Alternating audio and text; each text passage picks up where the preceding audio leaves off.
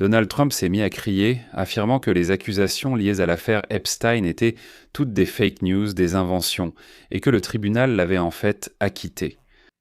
Je ne suis pas un violeur, je n'ai violé personne. Je ne suis pas pédophile. Donc il parlait de vous, désolé. Je ne suis pas un pédophile. Vous avez lu ces conneries écrites par un malade.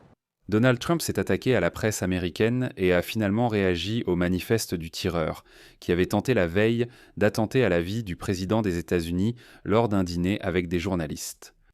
Dans une interview à l'émission 60 minutes de CBS News, le lendemain de la fusillade à l'hôtel de Washington, Donald Trump racontait d'abord avec assurance qu'il n'avait pas été inquiet et qu'il avait même refusé de l'aide.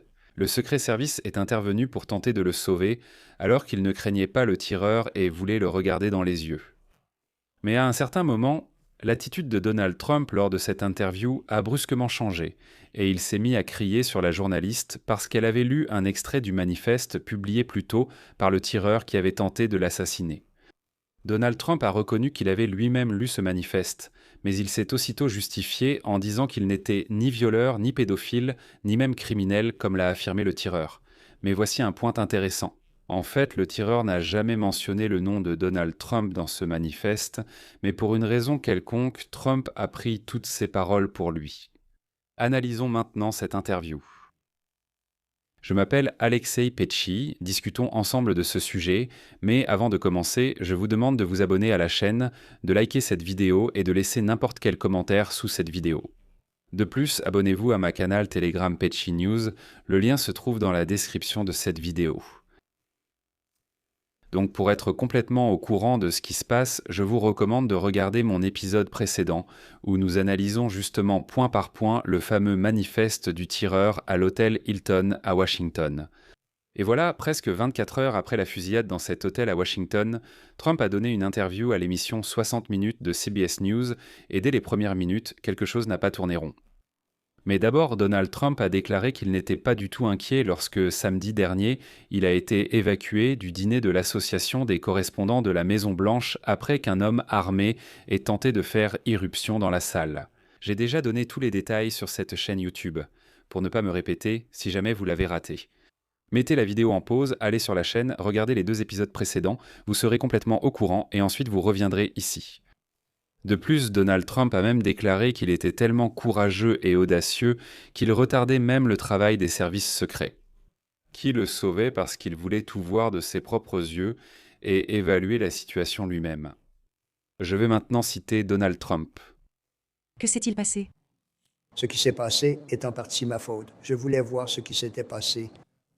La situation avec l'évacuation a peut-être semblé chaotique, et c'était en partie à cause de moi. Je voulais voir moi-même ce qui se passait. Je ne leur facilitais peut-être pas la tâche. Avec le temps, nous avons envisagé que ce soit un problème sérieux et différent, désagréable. Pas juste le bruit habituel qu'on entend toujours là-bas. Il y avait des gens très bien autour de moi, mais peut-être que je les ai un peu retardés. Je leur ai dit « Attendez un peu. Donnez-moi encore 1 minute. Je veux se regarder. Attendez juste. » J'ai dit attendez une minute, laissez-moi regarder, attendez 1 minute, donc vous savez, je disais. Eh bien, avec ces mots, Trump a également expliqué un autre point controversé. Une vidéo s'est répandue sur les réseaux sociaux, montrant des agents du Secret Service évacuant d'abord le vice-président J.D. Vance de l'événement quelques instants avant l'évacuation de Trump lui-même. Cela a suscité des questions chez certains concernant l'ordre d'évacuation. On dit qu'il faut d'abord évacuer le président, puis le vice-président, ensuite les ministres, et ainsi de suite. Et voilà que Trump a déclaré que c'est lui-même qui l'a voulu ainsi, parce qu'il voulait affronter la menace en face, avec courage. Mais ensuite, l'interview a clairement dérapé. C'est précisément au moment où l'animatrice a évoqué le manifeste du tireur. Dans l'interview à l'émission 60 minutes, le président Trump a qualifié Norah O'Donnell de CBS de honteuse, après avoir évoqué les propos du tireur à son sujet lors du dîner de l'association des correspondants de la Maison-Blanche dans son manifeste. Pourquoi dis-je prétendument à son sujet? Qu'il concernait prétendument Trump, parce que seul Trump pense qu'on parlait de lui. Vous allez comprendre tout de suite. J'ai déjà parlé du manifeste lui-même dans l'épisode précédent, regardez-le. Et donc la présentatrice O'Donnell a demandé à Trump sa réaction au manifeste et à l'accusation que, apparemment, le suspect a portée contre lui. À cela, Trump a répondu avec véhémence. Citation. Quelle est votre réaction à cela? J'attendais que vous le lisiez parce que je savais. Que vous alliez le lire parce que je savais que vous le feriez, car vous êtes des cendres des personnes horribles. Oui, il a écrit ça, mais je ne suis pas un violeur ni un pédophile. Je n'ai violé personne, je ne suis pas un pédophile. Vous lisez ces absurdités écrites par un malade, on m'a associé à tout ce qui n'a aucun rapport avec moi. J'ai été totalement acquitté de toutes les accusations. Vos amis de l'autre côté de la table, ce sont ceux qui ont été impliqués, disons, dans les affaires d'Epstein ou d'autres incidents similaires.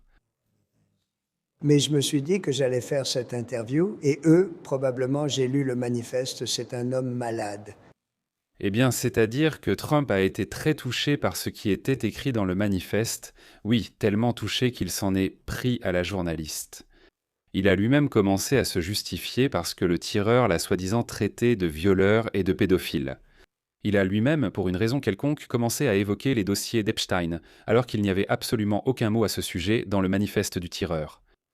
Mais ensuite, Trump a avoué, je cite, « J'ai lu ce manifeste, vous savez, c'est un homme malade, mais vous devriez voir la scène. Vous devriez avoir honte de lire ça, parce que je ne suis pas comme ça. » Il est intéressant de noter que lorsque l'animatrice a souligné à Donald que ces mots ne sont pas les siens, mais ceux du tireur, et qu'elle ne fait que les citer, Trump l'a interrompu et a dit, je cite, « Vous ne devriez pas lire ça dans l'émission 60 minutes, vous êtes une honte, vous devriez avoir honte, mais continuez. Finissons l'interview, vous êtes honteuse. » Et il s'est avéré qu'une seule question gênante a suffi pour que Trump reprenne une attitude hostile envers la presse moins de 24 heures après l'attentat lors du dîner de Trump avec cette même presse. Il est intéressant de noter que Trump a rejeté l'idée que lui, en tant que président ayant déjà survécu à 3 attentats en 2 ans, puisse faire quoi que ce soit pour changer cette trajectoire de violence politique aux États-Unis. Il dit que c'est déjà une tradition, donc il ne vaut pas la peine de faire quoi que ce soit. Mais, pour une raison quelconque, il s'est empressé de blâmer qui? Bien sûr, les démocrates. Puis une autre citation de Trump. Si l'on remonte 20, 40, 100, 200, 500 ans en arrière, cela a toujours existé. Et je ne suis pas sûr que ce soit plus d'actualité aujourd'hui qu'avant. Je pense vraiment que les propos haineux des démocrates, et c'est encore plus dangereux, représentent un plus grand danger. Je pense vraiment que c'est très dangereux pour le pays. Mais Trump a également admis qu'il avait prévu, lors de cette même soirée avec les journalistes, de leur infliger une correction, de les détruire et de les humilier. Citation. « J'étais totalement prêt à démolir tout le monde. Je ne sais pas si j'aurais jamais pu être aussi dur que ce que je comptais faire. Eh bien, dans cette pièce, il régnait une atmosphère de fête.